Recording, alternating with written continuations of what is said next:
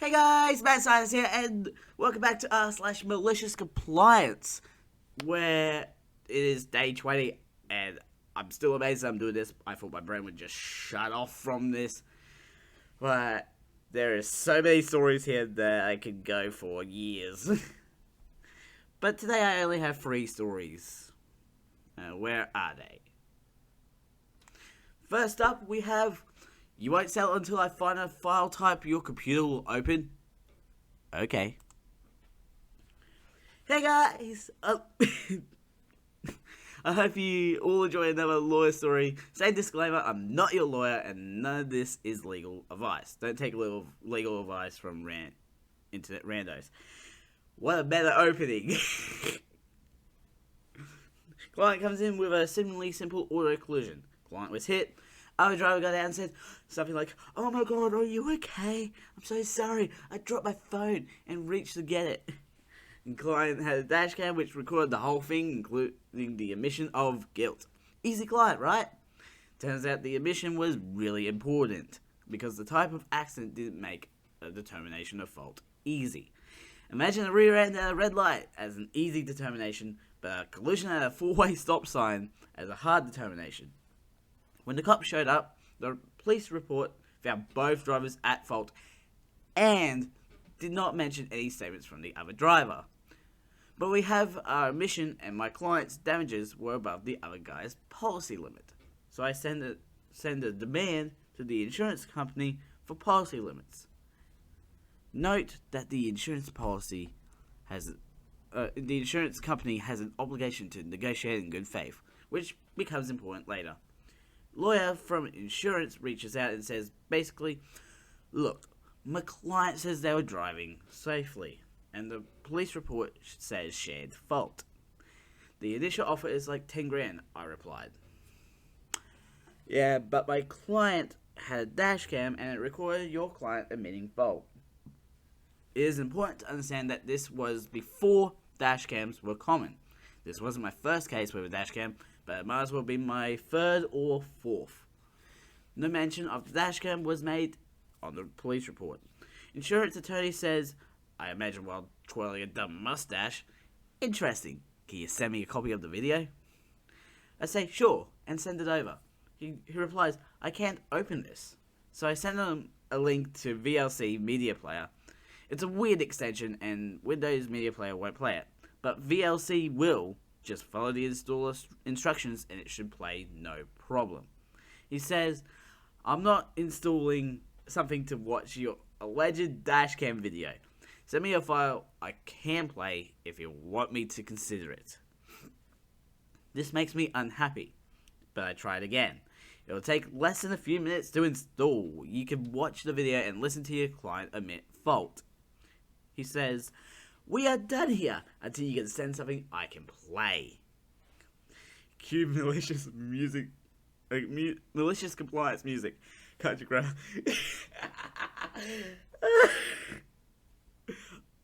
I'm gonna have to look up country grammar just to understand what that is after this. Start super cool montage of me going through other client files. Stop montage as I open a file and my face is bathed in a golden light radiate from an old Memorex CD. Oh my gosh! I don't know what happened to my words. So I found a different dashcam video, which did not contain any sound, but it could be played with Windows Media Player. And it was close enough to my current client's facts that if you weren't paying attention, it could pass. Our attorney just asked for a file he could play, right? I send it over. He says, wow, no sound. Guess you're done, buddy. So I sued. During discovery, I sent a CD over which included the original video and a copy of VLC. He must have ignored it because he didn't say anything about it. During a pre-trial motion hearing, I played the video for the judge. The judge might have heard the other lawyer's jaw hit his desk. The insurance attorney says, Your Honor, this is not the video he sent to me. In my mind's eye, I see the malicious compliance death stare, preparing the fire. Judge, I thought he might say that.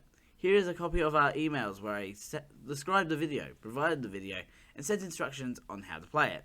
Here's a copy of the CD I sent with Discovery, which also has the video and a copy of VLC. Finally, here is a copy of the unrelated video which I sent to fulfill his request of something he could play. However, Tony asked for a recess. Because he refused the initial demand of policy limits, I told him I would argue he did not negotiate in good faith. We settled for well above policy limits. Client was very happy. P.S. Don't go to law school. #not worth. Because you come across dumb people like this.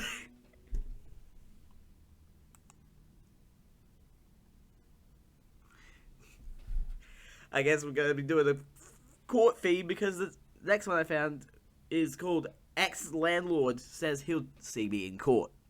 I take him to court instead and win. Ooh. TLDR, basically the title. Oh, that's perfect. Brief backstory. A couple of years ago, I was in an apartment with my friend and younger sister.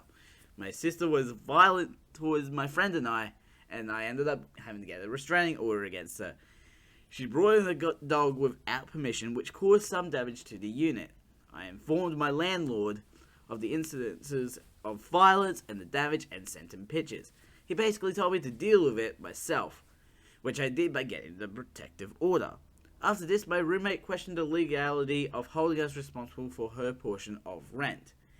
I told her it was, but she asked the landlord for a copy of the lease to show her uncle anyway, which admittedly was stupid. Up until this point, our landlord had not asked us to leave due to my sister's actions, but he did after the lease was brought into it. We were out by the date he specified on the notice to quit, the first step in the eviction process before the eviction actually occurs. My roommate was there until midnight making sure the place was spotless.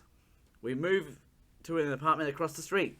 2 weeks had passed since he was informed that we had vacated the unit, and we had not gotten anything regarding our security deposits. In our state, a landlord is required by law to either return the remainder of a security deposit within 2 weeks, or provide a letter itemizing what the deposit was used for.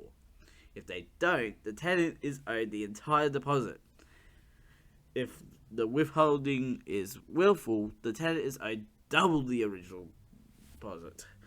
The landlord had actually told me that he was going on vacation immediately after we vacated, so I returned our keys to him and waited to see if he would send anything.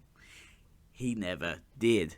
After consulting with a tenants' rights group to be sure I was in the right, I sent a pre-formatted letter 16 days after we vacated, which stated the specific laws regarding the security deposits, and gave him our address to send either the deposit or receipt to.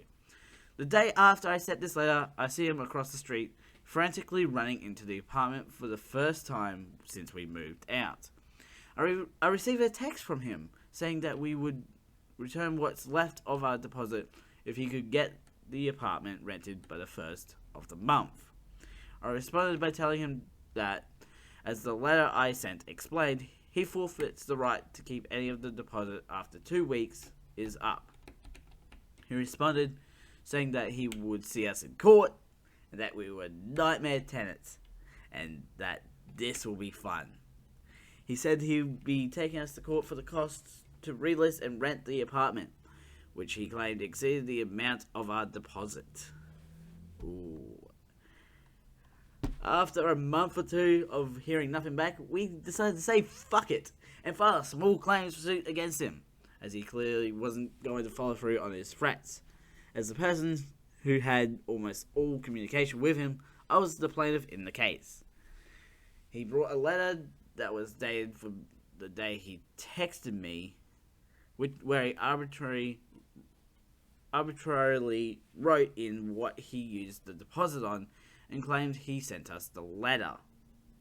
That obviously didn't add up, which I thoroughly explained to the judge, as he had texted me that day saying that he would get some of the deposit returned, and that he had no proof that he actually sent the letter. He clearly just wrote it and printed it out for the court hearing. During the court hearing, he also said a lot of false and victim-blaming shit, which such as implying that I participated in the violence that occurred, saying we caused damages that were definitely there when we moved in, and just attacking my character in general. The judge ruled that the withholding of the security deposit was willful and awarded us double the deposit. But of course, that wasn't the end of it, and a few days before his deadline to pay us the money, he sends a text just letting me know that the decision has been appealed. I didn't answer and showed up to court again. Lo and behold, it was more mudslinging and arguing about things that we already established in the first hearing. The judge upheld the original decision and eventually mailed me the check for double the deposit. In the memo line on the check, where you can write the reason for the payment, he wrote, "For gaining £20."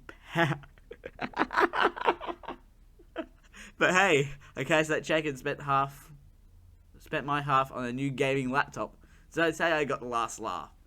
I desperately wanted to text him and ask him if it was as fun as he thought it would be, but resist the urge. And there's two edits. Apparently, I didn't make this clear enough, but yes, violence occurred towards me as well. I could do without the victim blaming, and the court that she brought in without permission chewed a tiny chunk off of the windowsill. In court, the falsified deposit receipt letter was mostly comprised of cleaning fees and damages that were there when we moved in. I encourage you to refrain from passing negative judgment unless you have all of the details of what was said and done by the landlord in this case, which are too lengthy for me to provide here. If you would like more details regarding the landlord's behavior leading up to the case, private message me and I'd be willing to provide these details as well as screenshots of our correspondence. If you are unwilling to know the whole story, the dirty details, and the trauma and re-victimization I was subjected to, your opinion is meaningless and I will not defend my actions to you. This person's just like, my ex-landlord is a piece of shit. He's trying to milk me for money. Oh no, he wasn't even trying to milk them for... No, he was trying to milk them for money. But he ended up losing more money than he wanted to. All because the damages that were already there, he just assumed, oh, the OP did those. I'm like, how could he? If they were already there? Like, dude, take care of your damn apartments. But with that, I'm going to be ending this episode here. Links will be in the description to my main channel and also this channel. Don't forget to subscribe and hit the notification bell so you know when the next video comes out. Ding, ding. Links also on the screen to the playlist and last episode. Don't forget to... Oh. I'm Mad Scientist. Mad Scientist out.